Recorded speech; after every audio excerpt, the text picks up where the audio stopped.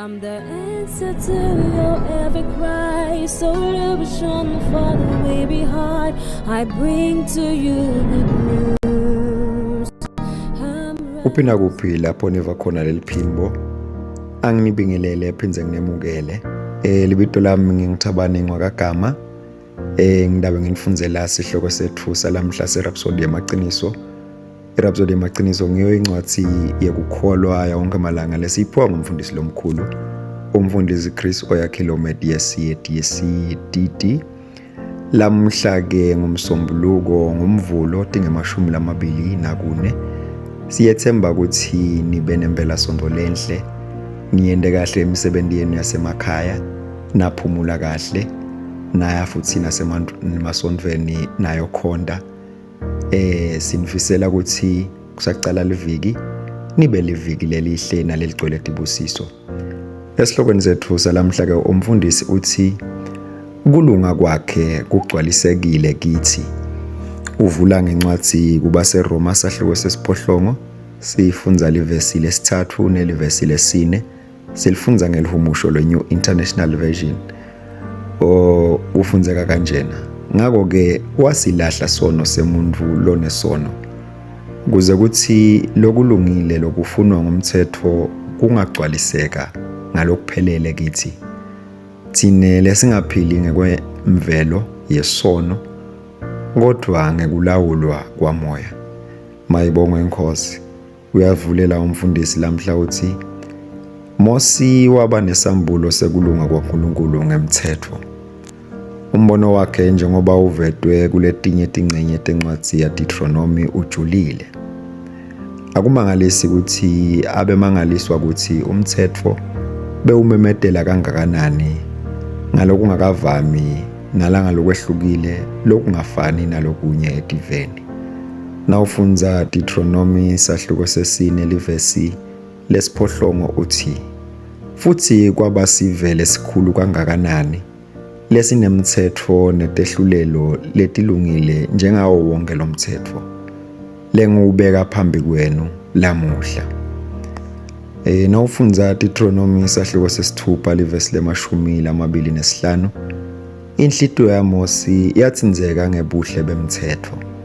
Akazange awubone njengemthwalo wemthetho lokufanele ulalelwe, kodwa njengesibonakaliso sekulunga kwaNkulunkulu lokumangalisako.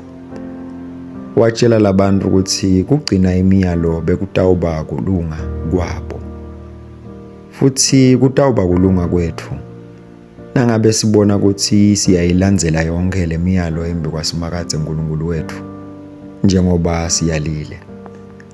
Muva kuDeuteronomy sahloko semashumi lamathathu nakubili livesi lemashumi lamane nesithupha nelivesi lemashumi lamane nesikhombisa, Mose waqhubeka wagcizelela leliqiniso wathi, fakani etinhlitiyweni tenu onke lamavi lengiwafakaza kini lamuhla.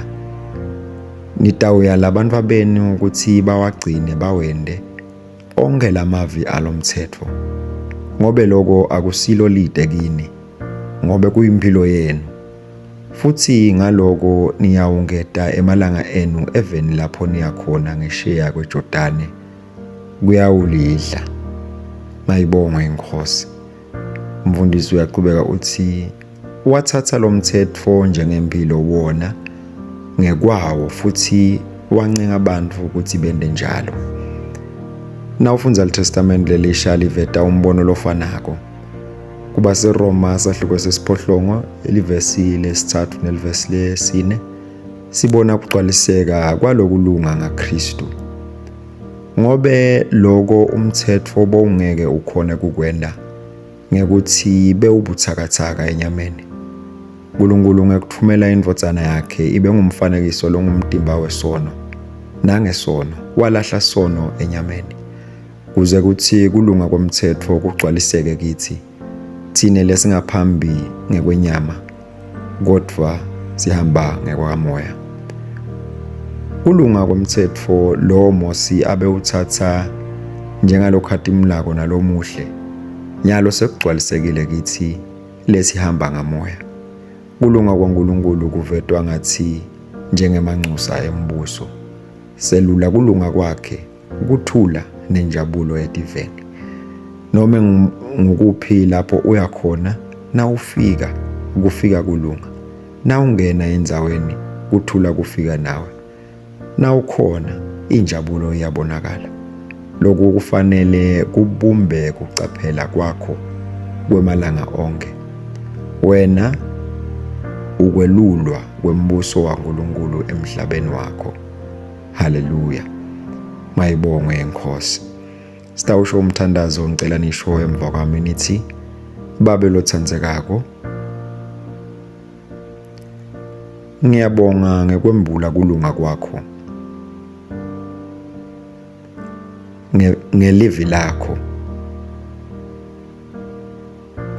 futhi nekukugcwalisa kithi ngaKristu. Ngimemetela ukuthi ngihamba ngekwakamoya, ngikhombisa kuphila nenkhatimulo yelivi lakho eveni lami. Livi lakho liyimpilo yami, futhi ngilenda libe ligugu ngetulu kwakho konke. Ngiyabonga ngekungenda sibonakaliso lesiphilako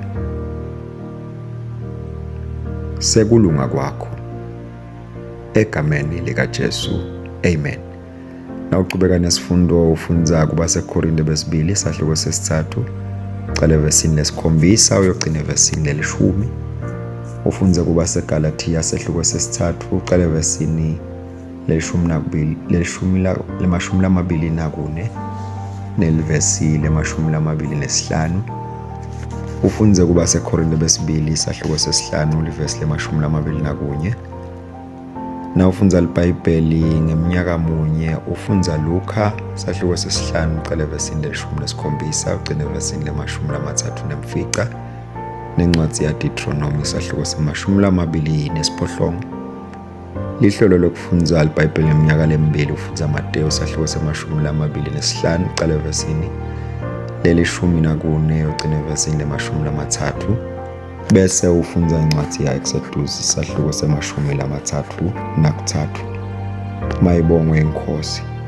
Siyatsemba nibusisekile nisafundza nathi isihloko sethu serhapsodi yamaqiniso lamhla. Inkosi nibusise nibe neliviki lelihle. Amen.